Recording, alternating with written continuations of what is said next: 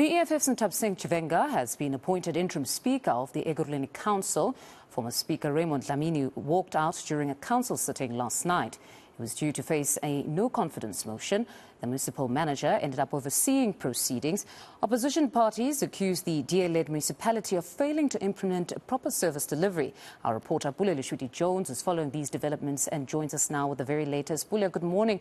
What a chaotic sitting it was yesterday. Earlier on, Shandu resigning as whip, and then a bit later on in the evening, Mr. Dhlamini now walks out. Just take us through everything that happened.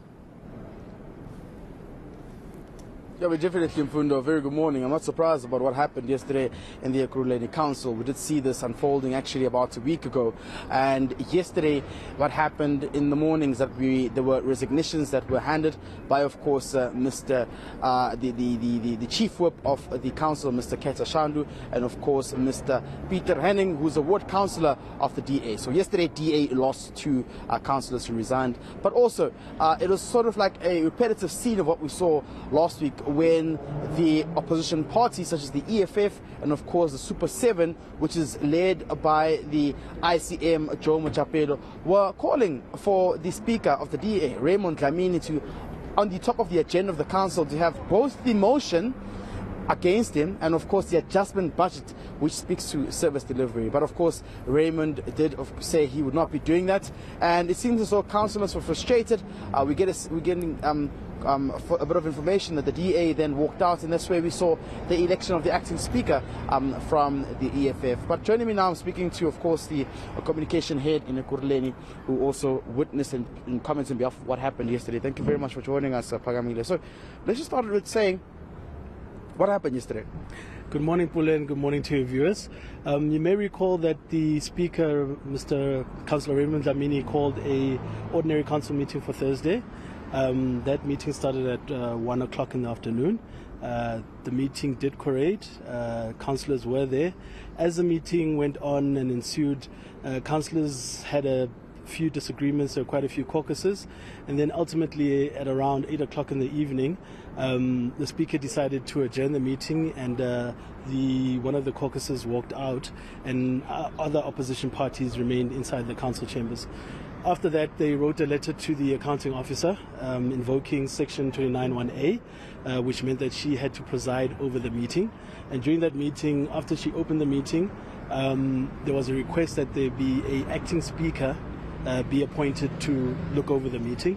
As you already know, the acting speaker was appointed from the EFF, and the motions went through. There was a motion of no confidence against the speaker that was passed by that majority in the meeting, and there was one or two other motions that went through. Was due process followed to ensure that there's an acting speaker? Because we're getting word in the sense that there may be some legal action against this move as well. Look, I don't know anything about legal action, but as I saw what happened and transpired yesterday, the majority of councillors did send a letter to the accounting officer, and it was acknowledged in the meeting.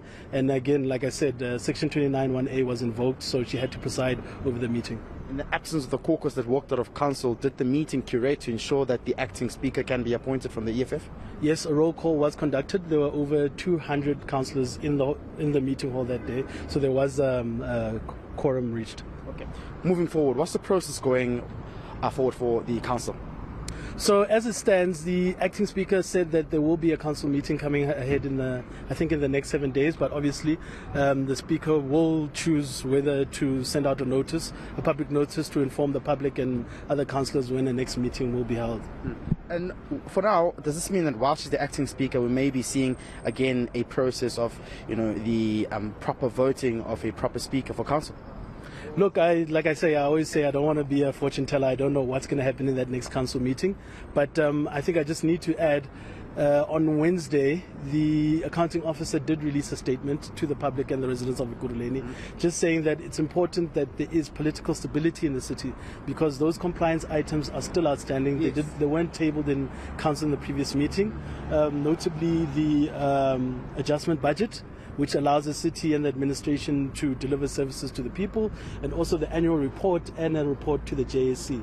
So essentially, like you're saying, with the adjustment budget not being passed over due to the political squabbling in council, this means service delivery in the city of Ekurhuleni has come to a jam. Look, I wouldn't say it's come to a jam, but we have a tight deadline.